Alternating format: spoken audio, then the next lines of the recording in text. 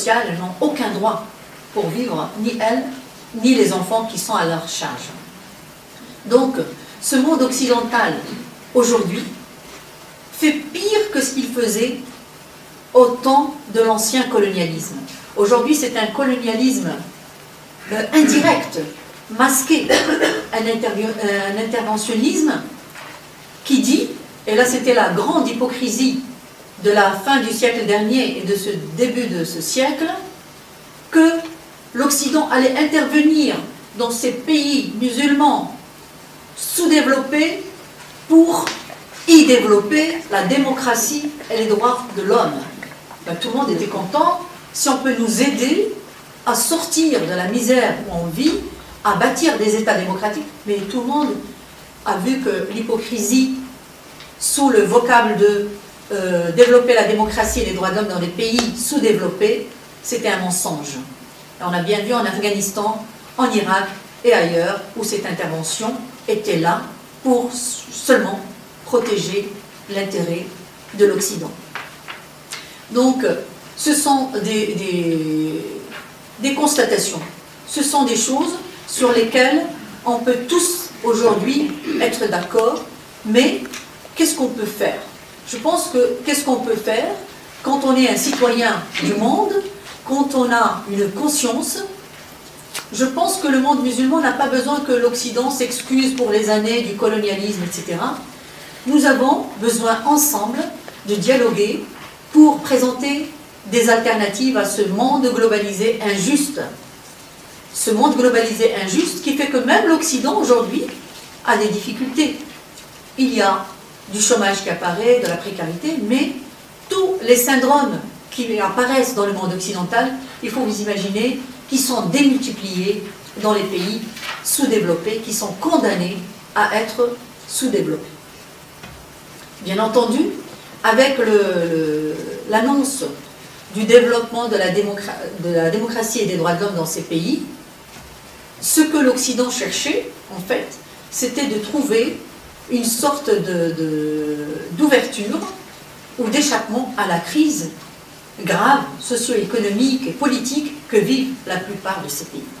Et là, je reviens à un autre aspect des contraintes que vivent les femmes, mais pas seulement les femmes, en fait, aussi les hommes, dans les pays musulmans. Donc on a parlé de la contrainte de la mauvaise interprétation de la loi divine, on a parlé de la contrainte du monde occidental d'hier et d'aujourd'hui, et là je pense qu'il faut qu'on s'arrête pour parler de la contrainte que subissent les musulmans dans leur propre pays. Dans leur propre pays, pourquoi? Eh bien tout simplement à cause de régimes non démocratiques qui nient le pouvoir du peuple, ou dans la majorité des cas, dans la majorité des pays, vous avez une concentration très importante du pouvoir et une marginalisation du peuple, des instances, des décisions. Et là encore, ce sont les femmes qui souffrent le plus. Voilà, donc des régimes non démocratiques. Mais en même temps, à l'intérieur de ces sociétés, face à ces frustrations terribles, d'abord, l'Occident qui opprime et asservit, et ensuite des États non démocratiques et des régimes corrompus, qu'est-ce qu'on a vu surgir?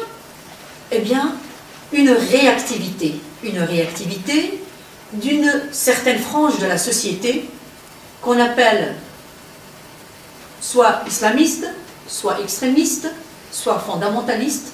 En tout cas, c'est une réaction de frustration qui montre que l'homme musulman, aujourd'hui encore, n'est pas dans l'affirmation, mais dans la réaction, parce que tout simplement lui-même n'est pas affranchi, il est opprimé par les régimes qui règnent aujourd'hui et qui gouvernent dans les pays musulmans, et par justement cette globalisation envahissante qui asservit de plus en plus.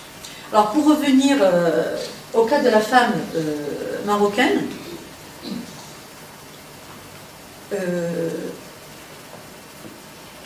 voilà le cas d'un pays musulman qui est géostratégiquement bien placé parce qu'il est au nord de l'Afrique, au nord-est, à l'entrée de l'Europe.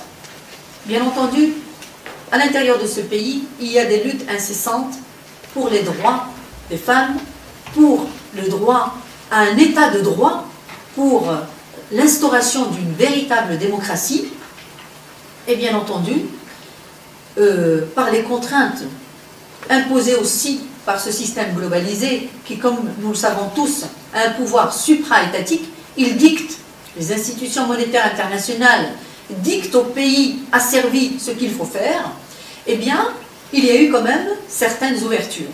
Et on a parlé d'une ouverture politique au Maroc qui a permis d'élargir le domaine des libertés, qui étaient les bienvenus, les domaines des droits. Et là, il y a eu l'instauration de l'instance équité et réconciliation, qui était chargée de régler le dossier des violations des droits de l'homme, des années que nous, au Maroc, on appelle les années de plan, durant le règne Hassan II, où l'opposition de gauche était persécutée. Et là, on peut dire que là où il y a eu une percée très importante, c'est dans le domaine des droits des femmes. Pourquoi? Eh bien parce qu'il y avait déjà un mouvement féminin qui travaillait, qui luttait. Et bien sûr, il y a eu aussi la directive qui est venue de l'autre côté, qui a dit qu'il fallait, pour sortir de la très grosse crise socio-économique que connaît le pays, il fallait élargir le domaine des libertés. Et c'est ainsi que le statut des femmes marocaines a été réformé, où aujourd'hui la famille est sous la responsabilité des deux époux, la femme et l'homme, au lieu que la femme soit asservie et qu'elle n'ait aucun droit au sein de la famille. Donc il y a eu une réforme de ce statut. Merci. D'accord, je ne vais pas trop... Comme ça, on va pouvoir aller à l'essentiel. La femme a profité justement de cette ouverture politique pour arriver à certains droits.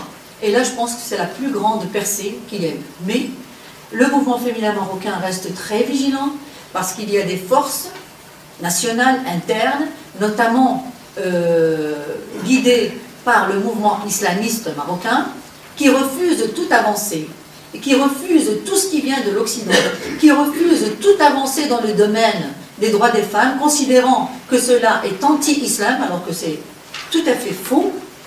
Et la femme doit rester vigilante, bien entendu, pour gagner plus de droits, mais aussi pour inscrire sa lutte dans la lutte globale du pays pour l'instauration de la démocratie vraie, auquel aspirent les Marocains, de la citoyenneté complète, parce qu'on n'est pas totalement citoyen, encore chez nous, malheureusement, et pour que tous ces droits soient respectés.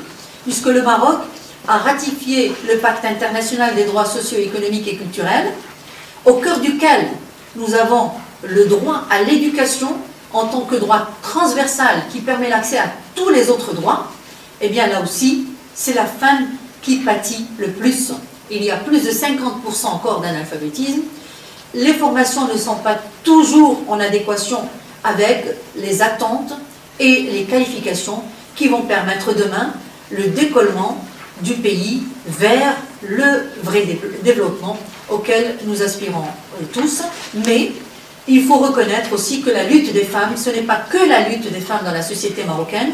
Cette lutte est épaulée par le mouvement démocratique et progressiste marocain qui, avec le mouvement féminin, a de très grandes espérances pour voir le Maroc se développer et pour établir des liens avec ce monde occidental, pour lui-même présenter des alternatives à ce monde injuste, pour que l'on puisse ensemble construire justement un monde dans lequel il y aura respect de l'humanité, mais de toute l'humanité, pas que d'une frange de l'humanité, et pour que on valorise les individus dans nos propres pays. Nous ne sommes pas des exportateurs de terrorisme et d'émigration clandestine, mais nous pouvons ensemble contribuer à la construction d'un monde basé sur le savoir, basé sur le respect, basé sur la tolérance, un monde où il y aura de la place pour tous, un monde